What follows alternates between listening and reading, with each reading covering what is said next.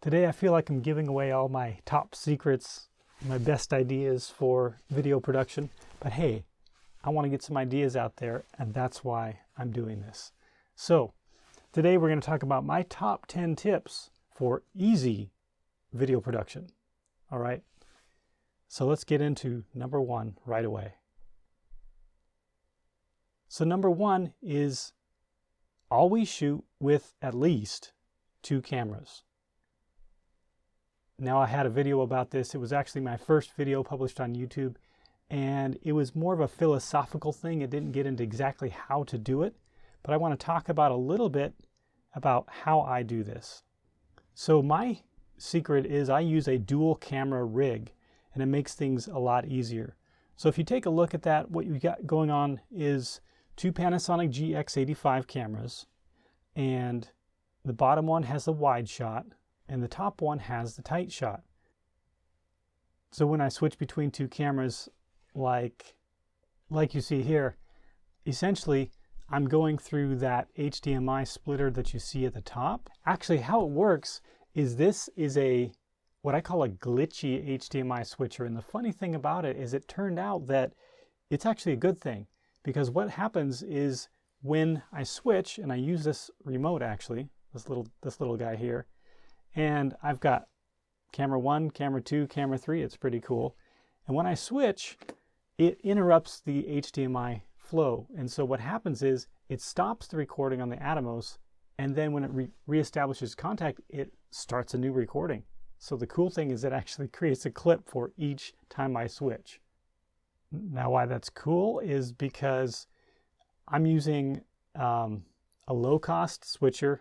I'm using OBS to capture this file, and then if the OBS file doesn't work out, like if I mess up or something like that and I can't do a no edit workflow, what happens is I'll go to that Atomos recorder and just take all the clips off that recorder, throw them into a timeline, and that's both cameras. So let's talk about number 2.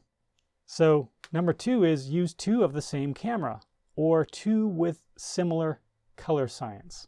Now, why is it important to have similar color science? Well, let's talk about that a little bit. So it's because lens-sensor relationships, and that's a big key point that I'll be talking about a lot on this channel, they affect the final color output. And when we're talking about the color output between 2 cameras that are exactly the same, the only variable at that point is the lens. That is if you set the cameras up in the settings the exact same way, and I make notes and make sure it's all the same. So this is a big deal to me because it saves a ton of time for color grading afterwards, or I can actually pull off a no edit workflow, and these cameras are perfect right out of the camera HDMI. Now let's talk about number 3. This is very important. Always back up your audio. So I consider this to be very important, and there's a little bit of a historical event going on here. And this is, oh boy, I wish I could remember the actual name of this equipment here, but this is a very high-tech, at the time, piece of equipment, recording, way before the time of digital, obviously. But the funny thing is, this is actually in the position of my backup shotgun mic. Typically, I'll have a backup shotgun mic below the subject. And so how do you do this? How do you get backup audio? Well, as you saw by the hint, I pushed the Zoom H1 quite a bit and the Zoom F1. Those are just tiny little recorders that I consider to be very valuable tools, even if it's not your main recorder, just to have as a backup. And they're so small that you can put them on top of your camera and you can pass audio through it. That's my favorite thing to do, is if you're going to go in to 3.5 input anyway with a wireless mic setup or whatever, why not pass it through a Zoom H1 or an F1 and get a backup copy of your audio? So the next thing here is, of course, equally important, and I say equally because most people say audio is most important. This is important because how many people actually back up their video? I mean, number 1 is always have 2 cameras going. Yes, that's really crucial. But I recommend having either either one or even two Atomos recorders, one on each camera, to back up your footage. So the point is that when we're dealing with video and you're dealing with audio, backup is so critical. So let's talk about number 5. Number 5 is use T lighting, not 3-point lighting. Long pause, because what is T lighting, right? Okay, so T lighting is actually something that I don't mean to say it like I'm proud of it, but I invented T lighting from what I understand.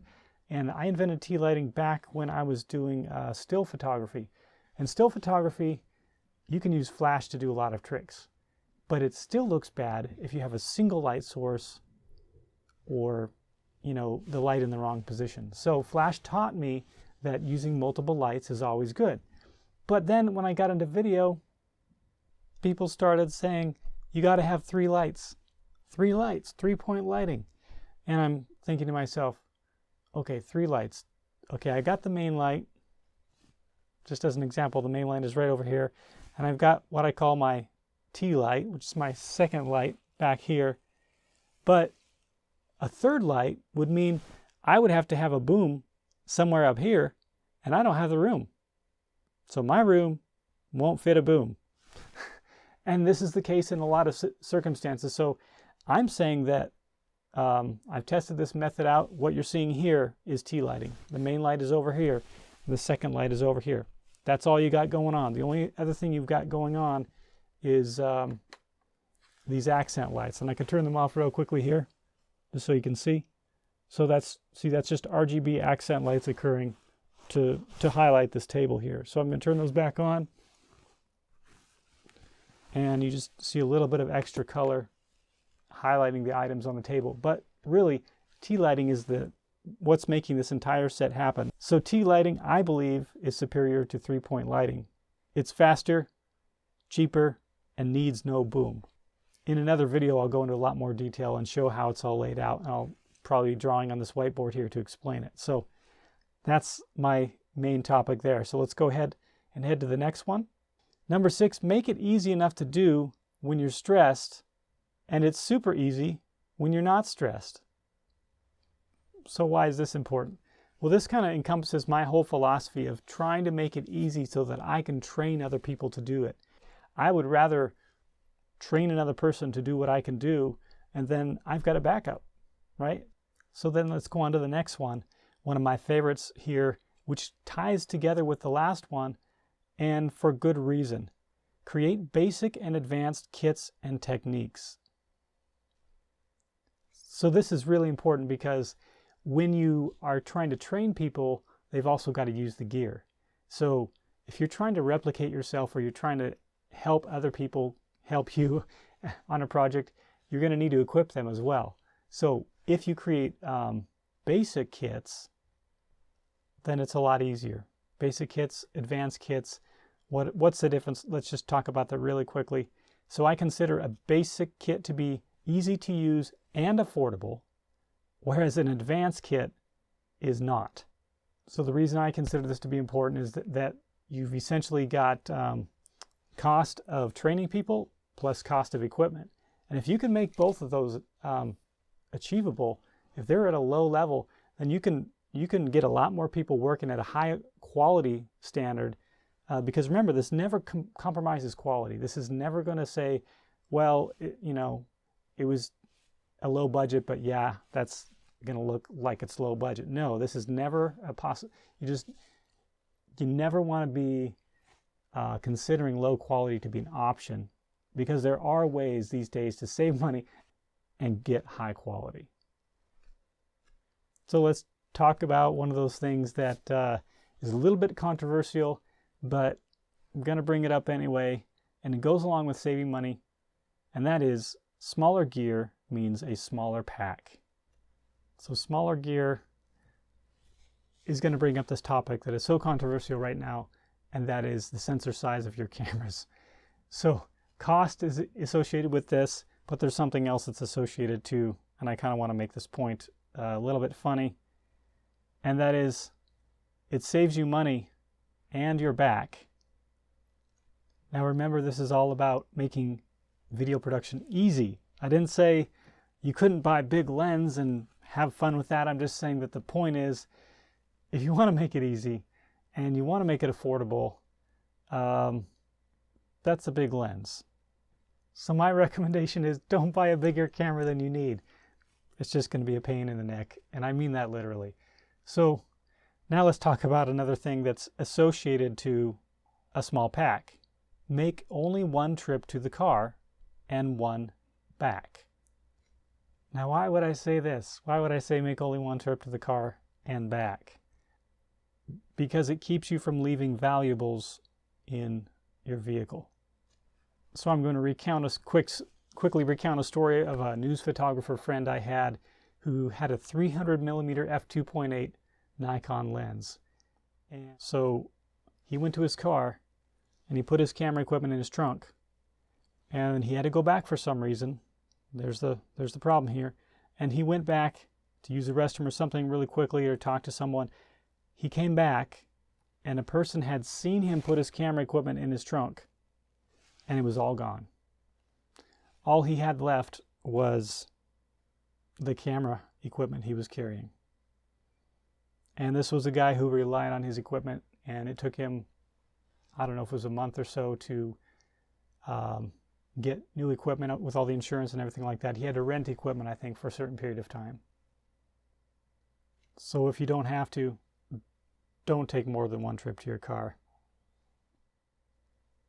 So that brings me to my last main point, and that is use PAC gear.